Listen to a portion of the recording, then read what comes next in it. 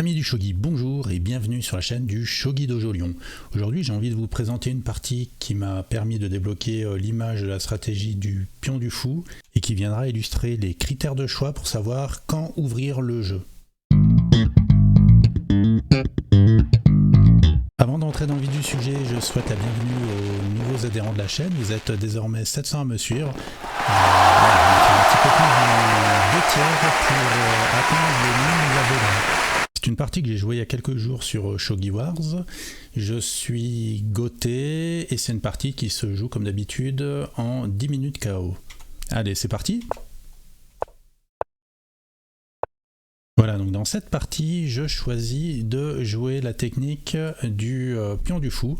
Donc il suffit de jouer ce coup pour débloquer l'image. Donc l'image est très facile à débloquer. Ce qui est intéressant, c'est de voir la suite, ce que ça permet comme option.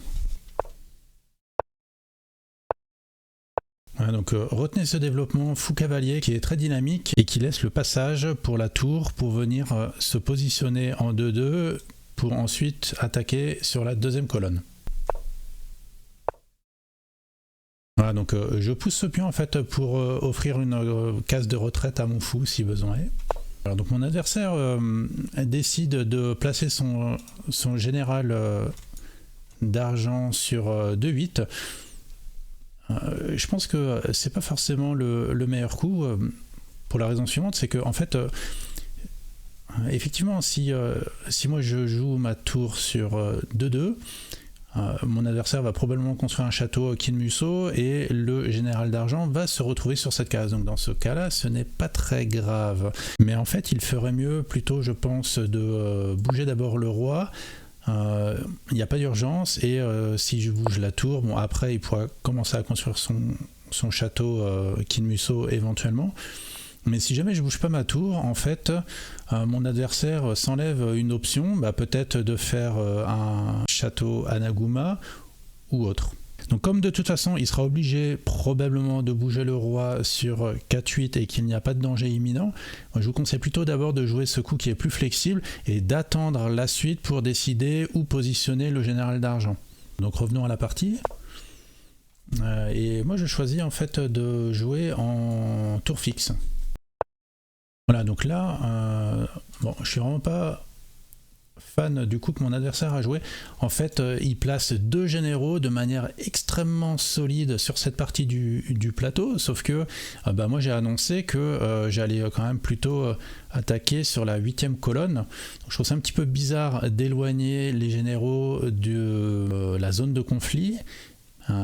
Et ça ne va pas non plus aider à protéger le roi. Donc je ne suis pas convaincu par les 2 coups de mon adversaire. Alors juste ce coup là il est habituel en fait, c'est pour contester en fait la case 9-5 éventuelle pour le fou tout simplement.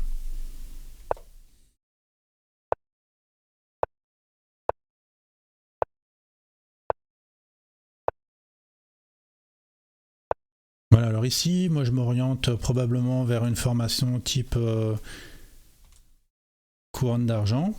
Mon adversaire, quant à lui, peut construire un Yagura de la manière suivante, par exemple en poussant le pion de la 3e colonne d'une case, ensuite il déplace le général d'argent, et puis enfin il emmène le roi dans le coin sur 2-8. Voilà, ça ferait un château Yagura, ça c'est le première grande variante.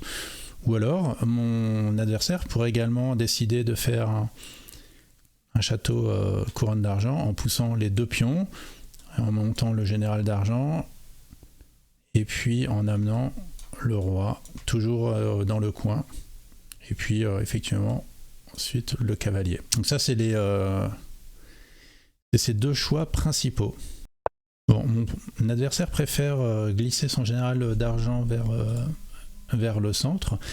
C'est intéressant parce qu'en fait j'ai un pion ici qui est mal défendu, donc ça peut être intéressant pour lui de mener une attaque rapide sur ce pion faible. Alors au moment où je ramène mon fou en 5-3, mon adversaire en fait craint la poussée du pion qui est soutenue par le fou et la tour. dans la mesure où eh ben, je soutiens la case 2 fois, et donc en fait effectivement il amène sa tour pour pouvoir défendre la case. Mais on va voir que plus tard que c'est pas indispensable pour lui de jouer ça. Il aurait pu tout à fait amener le général d'argent pour attaquer mon pion. Alors je pense que le coup du général d'or là qui monte juste pour protéger le pion est complètement douteux. En fait effectivement mon adversaire ne voulait pas bouger son général d'argent et laisser le pion en prise par le cavalier. Donc il avance son général d'or pour défendre le pion, mais bon je pense que ça affaiblit énormément le roi, c'est pas une bonne idée. Et puis moi je l'aurais probablement pas capturé le pion, parce que le général d'argent pourrait probablement rattaquer ce cavalier qui aurait bien du mal à se défendre par la suite. Donc moi je vous conseille pas trop de casser la protection de votre roi juste pour défendre un pion. En fait moi en tant qu'attaquant je suis prêt à dépenser un pion pour déstructurer la défense de l'adversaire, et là l'adversaire spontanément, sans que je lui ai rien demandé, il casse sa structure de pion pour défendre, il casse sa structure de défense avec les généraux juste pour défendre un pion. Donc, je pense que c'est pas la bonne option pour lui. Bon alors mon adversaire joue un mauvais coup, du coup je me sens obligé d'en jouer un mauvais aussi. Je pense que je sais pas pourquoi j'ai joué mon roi là, mais je pense que c'est une mauvaise idée de mettre mon roi sur le vis-à-vis du fou, même si pour l'instant il y a 2 pièces entre le fou de mon adversaire et mon roi, mais c'est-à-dire que mon cavalier de toute façon il sera cloué. Donc je vous déconseille de faire ça. Je sais pas pourquoi j'ai joué ça, je sentais bien que c'était pas bon de le faire. Je l'ai fait quand même, bon c'est une erreur. J'aurais dû jouer autre chose. Voilà, donc enfin mon adversaire attaque ce fameux pion, et moi en fait tout simplement je peux le défendre en montant ma tour, puisque si je joue ma tour voilà, en 8-4, eh bien elle défendra utilement. J'ai eu une hallucination et je n'ai pas joué ça, j'ai poussé le pion en 6-4, donc là mon adversaire il a juste à prendre, hein, et j'ai rien à jouer en fait. En fait je pensais que si mon adversaire capture le pion, après son général d'argent est enfermé, il suffit que je parachute un pion et je regagne le général d'argent, ce qui est vrai, sauf que évidemment je n'ai pas de pion en main et je n'ai surtout aucun moyen d'en récupérer un. C'est ça que j'avais pas calculé. Mon adversaire s'est trompé également et il m'a fait confiance, il a reculé. Donc j'étais bien soulagé quand il a reculé, puisque je me suis rendu compte à ce moment-là que j'avais commis une erreur. Voilà, je continue mon château. Alors ayez bien en tête lorsque vous jouez cette forme de 2 pièces qui sont à une case d'intervalle, de toujours vous méfier d'un éventuel parachutage d'un général d'argent par exemple, et qui pourrait faire une fourchette. Donc pour l'instant il n'y a pas encore eu d'échange de généraux d'argent, mais néanmoins ça peut arriver. Soyez vigilants à ça, et avant d'entamer la bataille et de forcer des échanges de pièces, peut-être ce sera une position qu'il faudra réparer pour que cette forme ne vienne pas vous embêter plus tard. Voilà, mon adversaire va commencer à ouvrir le jeu, donc ici en poussant le pion il ouvre le jeu. Bon, je pense que c'est pas le moment pour lui parce que son roi n'est toujours pas protégé, et en tout cas mon roi est en meilleure sécurité que le sien, donc je pense qu'il aurait mieux fait d'abord de sécuriser sa position avant d'ouvrir le jeu. Alors qu'est-ce qu'il aurait pu faire? Ici mon adversaire aurait pu pousser le pion pour laisser la place au général d'argent et ramener le roi en sécurité. Je pense que ça aurait été plus sûr pour lui. J'accepte l'échange, je monte mon général d'argent. Alors là mon adversaire aurait pu parachuter un pion en 6-4, ça aurait été plus dynamique, je pense. Et moi j'avance mon pion en fait pour laisser la place au cavalier. Voilà ce que je fais, ce qui attaque le général d'argent de mon adversaire qui est obligé de reculer une fois de plus. Voilà, ici je répare ma forme afin de ne pas me trouver embêté par un éventuel parachutage de général d'argent, tout simplement. Et maintenant, je suis prêt à ouvrir le jeu. En fait, mon roi est infiniment mieux protégé que mon roi de l'adversaire, mes pièces sont prêtes. Donc là, en fait, moi, tout ce que je veux, c'est ouvrir le jeu par là pour échanger les pièces, éventuellement faire un échange de tours pour pouvoir reparachuter ma tour dans le camp adverse. Donc en fait, le critère de choix pour savoir s'il faut ouvrir le jeu, c'est tout simplement la sécurité du roi. En général, celui qui a le roi le mieux protégé sera satisfait d'un échange de tours, et celui qui a un roi le plus exposé, évidemment, cherchera plutôt à éviter cet échange de tours. Ici, mon adversaire cherche à regagner de l'activité en mettant sa tour sur une colonne ouverte, c'est-à-dire une colonne où il n'y a pas de pion, sur la 6e colonne, et il fait bien. En même temps, ça attaque mon général d'argent. Alors ici, j'ai deux options. En fait, soit je parachute un pion pour me protéger. Ça marche évidemment, parachuter un pion dans cette position, ça bloque complètement l'activité de la tour adverse. Néanmoins, ça me bloque également la diagonale de mon fou et ça empêche mon général d'argent d'entrer en action. Donc je n'ai pas choisi ça. J'ai préféré reculer mon général d'argent. L'idée c'est la suivante, c'est qu'en fait, si vous regardez bien, eh bien, toutes ces cases, je les contrôle, et mon adversaire, en fait, eh ben, il peut pas rentrer,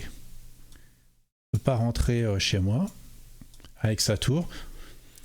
Donc ça c'est intéressant pour moi parce que je préfère garder le pion en main et plutôt que de bloquer la position. Comme je vous ai dit, là maintenant que mon roi est bien en sécurité, contrairement au roi de l'adversaire qui est qui est encore très exposé, eh bien moi j'ai envie plutôt d'éclater la position, de l'ouvrir pour pouvoir attaquer maintenant rapidement le roi de mon adversaire. Bon, ici il y a un échange de pions, il n'est pas décisif. Le premier je l'accepte, le deuxième je l'ignore pour, comme je vous l'ai dit depuis tout à l'heure, passer à l'action sur la 8e colonne. Alors ici vous trouvez une position qui est extrêmement fréquente dans les positions tour fixe contre tour mobile, ça arrive très souvent, donc ça c'est quelque chose à connaître par cœur. Lorsque vous vous trouvez dans la situation suivante avec les fous qui sont ici et la tour donc sur la colonne et puis la tour mobile qui est ailleurs, le coup qui est standard de jouer ici, c'est de jouer votre tour pour attaquer le fou 2 fois. Dans cette situation, en fait, Sente est embêté parce qu'en fait, s'il le capture, eh bien, il y a une attaque à la découverte et Sente perd une tour. Et donc voilà, une tour rentrée, tour promue, ça peut être pénible.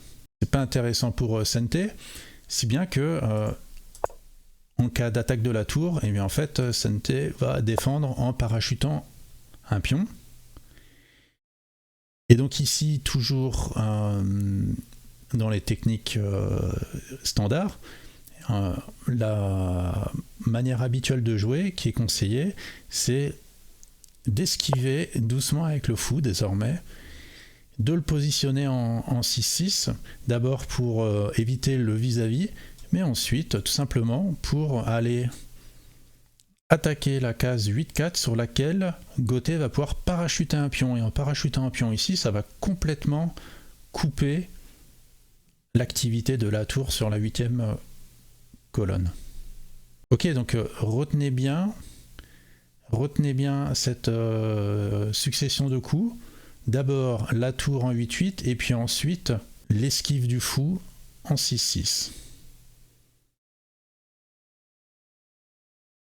Bon, mon adversaire n'avait pas l'air de connaître cette suite de coups. Il a capturé mon pion, ce qui me paraît être un petit peu hors jeu. C'est pas par là que ça se passe. Moi là, je suis très content. Là, la position elle est gagnante et je vais pouvoir rentrer avec ma tour comme je le souhaitais. Donc j'échange les fous pour laisser ma tour entrer dans le camp adverse. Voilà, donc ici, évidemment, je rentre chez mon adversaire et mon adversaire rentre chez moi également. Mais regardez la grosse différence.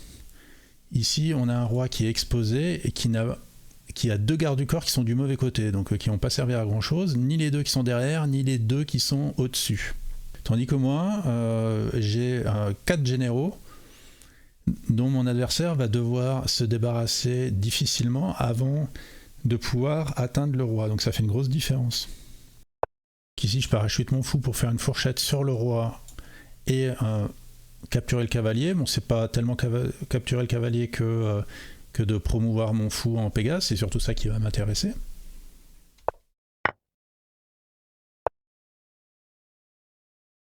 Bon, mon adversaire essaie de compliquer la position ou de se créer peut-être une case de fuite pour son roi, donc il enlève son cavalier, je fais cet échange. En fait, en faisant l'échange, alors je suis pas obligé, j'aurais pu parachuter directement un cavalier en 5-5.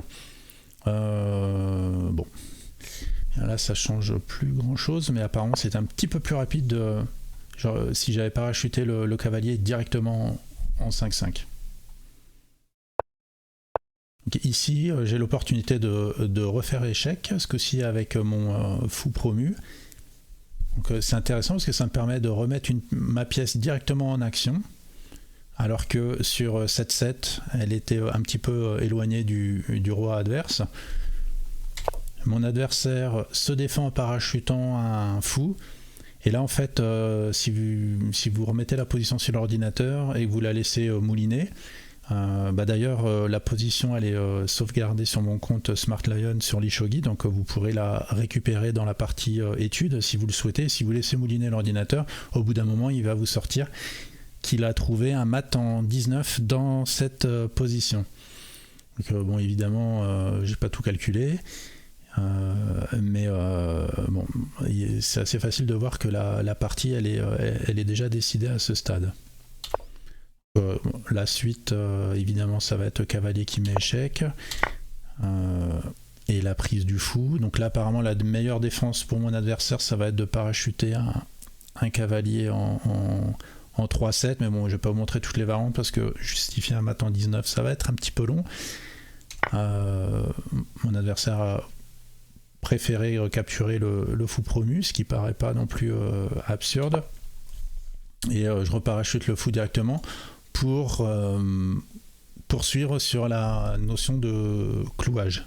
Là, mon adversaire aurait pu survivre un petit peu plus longtemps s'il avait parachuté le fou en défense en 3-1 par exemple, mais bon, ça fait pas rêver, ou alors en 3-7, ce qui n'est pas non plus très désirable.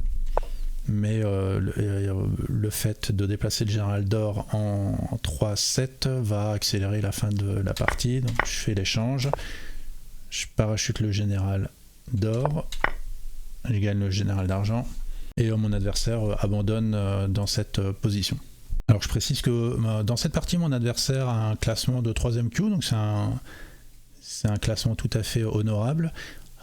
Mais dans lequel il arrive encore de faire quelques erreurs assez fondamentales. D'ailleurs, moi-même, j'ai fait quand même des petites erreurs dans cette partie. Voilà, j'espère que cette partie vous aura permis de découvrir la technique du pion du fou qui n'est pas beaucoup jouée. Si vous ne la connaissiez pas déjà, la flexibilité qu'elle offre, puisque très habituellement, effectivement, cette technique vise surtout à ensuite mettre la tour sur la 2e colonne, mais c'est assez flexible. Et là, je vous ai montré un exemple où moi j'ai choisi de me développer par la suite en tour fixe. Et puis, deuxième temps fort de la partie, c'est lorsque je décide d'ouvrir le jeu en prenant comme critère la sécurité du roi, en observant que le roi de mon adversaire est extrêmement exposé, tandis que le mien bénéficie de la protection de 4 gardes du corps. Voilà, c'est tout pour aujourd'hui. J'espère que cette vidéo vous donnera envie de tester également la technique du pion du fou. Dites-moi dans les commentaires si vous avez réussi à débloquer cette image. Faites-moi part de vos souhaits pour les prochaines vidéos également. Ça m'intéresse de savoir ce que vous aimeriez voir que j'aborde comme sujet. Et à très bientôt, j'espère.